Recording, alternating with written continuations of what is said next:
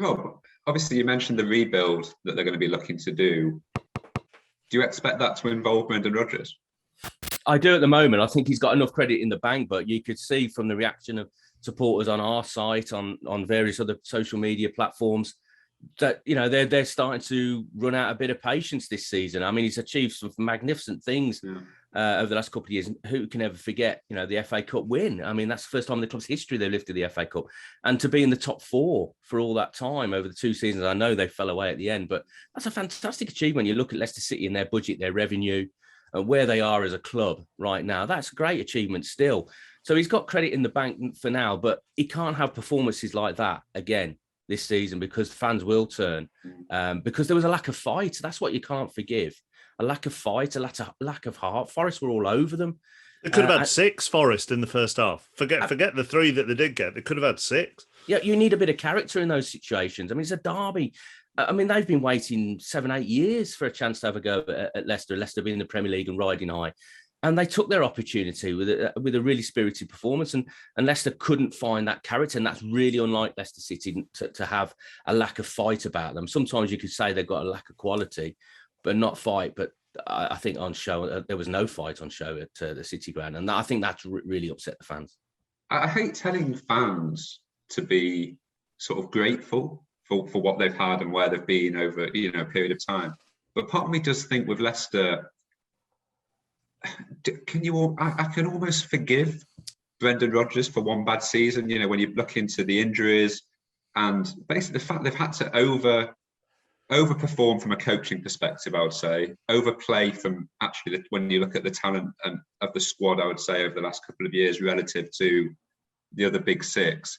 Is there just a natural ceiling for a club like Leicester when it comes to, there's only so long you can recruit better than Arsenal, Manchester United, Tottenham, and overcoach, I suppose, as well in that period, unless you just have this endless pot of money like a sort of a Man City or a PSG. That there seems to just be this wall you eventually hit. We probably saw it with Tottenham and Pochettino to an extent as well. Do you think Leicester fans are ready to just sort of accept this is just one bad season, we've had injuries, we've not quite got it right, we go again next season? Or is there a feeling that something fundamentally needs to change? I think it all depends on which fans you speak to. I mean, there's some that demand more, expect more, expectation levels are through the roof after winning the title in 2016, and then what they've achieved the last couple of years. There's people think that Leicester City should be now challenging in the top 4 on a regular basis. I actually think that, and I think there's a lot of fans in the same camp, that there is a glass ceiling for them at the moment until they can get more revenue to challenge these clubs, because there's always potential for Tottenham and Arsenal to kick on. You feel sometimes with Leicester, they're at their maximum. They're not going to go out and spend £50 million on a player that's going to come in. That they're going to have to buy young and develop, and then they tend to, except for this summer just gone, they tend to sell one prize asset and then reuse that finance to strengthen the squad again. And they've done really well at that over a number of years. This season, the injuries have been crippling them, absolutely crippling them. And it's been a bit of a downward spiral this season. And I think there is enough credit in the bank for Brendan to have a go at a recruitment in the summer and try and rebuild, and then judge him again on next season. But I think there's a bit of concerns about some of the recruitment over Brendan's period as well, though. So, I mean, some of the who's in charge of that at the moment? Bearing in mind, Leicester's recruitment has always been praised so much, and we knew who was in charge at that stage. Where are we at with who's in charge of recruitment now? Well, there's a question mark over Lee Congerton, the head of recruitment, because Atalanta have been sniffing around him for their general manager's role. Seems to have gone quiet on that front at the moment. But Lee was brought in by Brendan. Ultimately, Brendan has the final say. But the club does have a model that they've worked on for a number of years now, ever since the terrible summer after they won the title, when they spent a load of money on players and none of them really worked out. The only one still at the club is Papi Mendy. So I think there's a little bit of concern. I mean, the Jose Perez is one that I highlighted, spent £30 million on him. You'd expect a lot more back from him over the 3 years, 12 goals, 9 assists. So you'd expect a lot more for that sort of outlay, because Leicester City don't spend that money on a regular basis. And then you've got Vestergaard and Bertrand last summer, who are totally against the model. And I know there was a couple of people within the recruitment department getting a bit frustrated at this, because they've set up this model of recruitment, and Brendan was going outside of that for those couple of signings. I think he's learned from that as well. I mean, Vestergaard is now 5th or 6th choice for a centre-back. Even Danny Amate, who's not really a centre-back, is ahead of him. Wilfred Ndidi would play there ahead of him. Hamza Chowdhury's played there. So, you know, he's got a long way back to come at Leicester City. And Bertrand was brought in. Initially, they just wanted him for a year. But obviously, he didn't want to sign a 1-year contract. They just wanted him to cover whilst James Justin was coming back from his ACL. So, you know, there's some question marks over the recruitment. Are they going to go back to the model that served them so well and try and go again, or are they going to go down a different route and try and bring in some ready-made players and see where that takes them? Rob, am I right in thinking Youri Tielemans' contract up this summer? No, or next summer. Yes, he's got 18 so this months. summer they're going to have to cash in. It looks like, aren't they? Yeah, absolutely. And this has been going on for a year now. They've had a contract offer submitted to him for a best part of a year. He hasn't turned it down. He hasn't said he's not signing it. He said he's keeping his options open. So, but I think there are concerns around his performances this season, how distracted he might be by all of this. I mean, he was given the armband yesterday, as I said, you know, which is a huge honour. Even though he's not committed his future to the club, it's a huge honour to be given the armband. And he was anonymous in the game.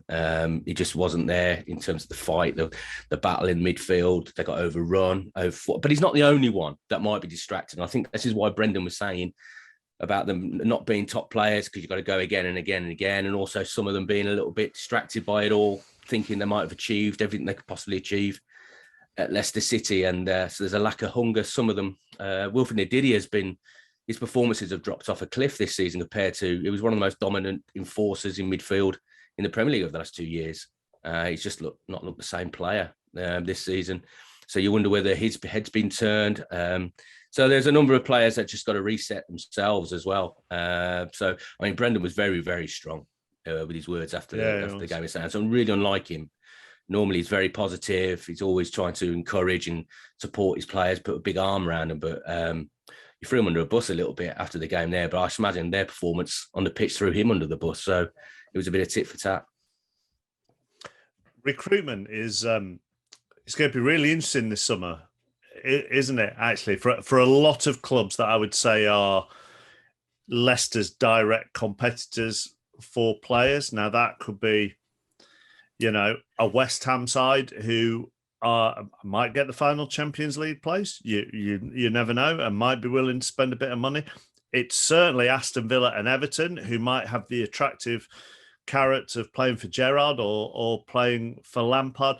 That level, and I suppose what I'm saying is those clubs just outside the so-called top six, there's going to be a hell of a battle to persuade people to come to your club. And you forgot Newcastle. If they I did. Yes, right? Absolutely. Yes, yeah. Hellfire. That is a big one to forget. Yeah. And that's a big carrot potentially waiting for players. And that's where I sometimes look at, you know, if I was a player at Leicester, if I am a Youri Tielemans and I've won the FA Cup and we've had 2 years of playing, as Rob says, what has always felt like the absolute maximum potential of that set of players, and you've still not managed to do it, is there a sense when you sort of start a season a bit slowly that you can kind of understand why it just sort of tails off and disintegrates a little bit? Because it becomes a little bit like, what are we and how much more can we achieve? And obviously supporters will always say, well, you should still be giving, 110%, you should still be giving everything. But I think when you've had those sort of collective experiences of being nearly men at your perceived maximum level, I think that's really hard to just keep going again, without sort of real backing beyond that, and always feeling like you're losing players along the way. And then the other thing is, what does it mean for Brendan Rodgers? When we talk about him as a coach, I think a lot of people for the last couple of years have thought, when Pep Guardiola leaves Manchester City, big contender to go in there. A few people spoke about him, about Manchester United as well, Arsenal previously. At the moment, it's hard to see, and this is where perception is so ridiculous, but also important. It's hard to see people touching him. Just when you look at Leicester's performances, because you can imagine, if Man United were to announce him as then manager at the end of the season over the next few weeks, you can imagine the reaction being like, what on earth? Look at the way Leicester are playing. So I think, I don't know. I mean, Rob, obviously you spend a lot of time around Brendan. Do you get the sense that he's maybe accepting he's going to have to really dig in and rebuild, almost to rebuild himself a little bit as well as the club. Well, yeah, if you look at his career as well, I mean, 3 years seems to be his limit everywhere he's been for one reason or another. So this is really a crucial time for him. This is the biggest test of his career, I think, right now. I mean, if he's going to get a season to rebuild and can he kick Leicester City on again? I mean, the complications for him are there won't be the finances there that a Villa and Everton and a Newcastle can spend, because they've spent £100 million on the training ground. They've now got massive plans for the redevelopment of King Power Stadium and the surrounds for that. That's going to be in excess of 100 million again, and that's all from the same pot of money. I mean, you factor in as well, King Power are a tourism industry, duty free hotels. It's all based around tourism, and no other industry in the world has been hit harder by the pandemic than that. So your backup from Thailand is no longer there to such level. I mean, I'm not saying there isn't a commitment. I mean, we've seen that, the commitment, the money they're spending on the infrastructure of the club. They're trying to build and grow the club. And I think inevitably there will be a difficulty period on the pitch as well, because you can't see that same investment in. So they're going to have to sell to bring in fresh blood and bring in hungry young players again. And that's why I see a Tielemans moving, and it might not be the only one that they sell this summer. But normally it's just the one. Last season was the only one. That was the biggest net spend in their history, 55 million they spent last summer. That was the highest level of outlay. But I think this summer is going to be really interesting in terms of they'll be coming and going. There'll be some money. They'll be regenerated. It's crazy when you think if when you think if Brendan would have just walked after the FA Cup win, he'd been the most in-demand manager around anywhere. And actually by staying, he's probably made life harder for himself.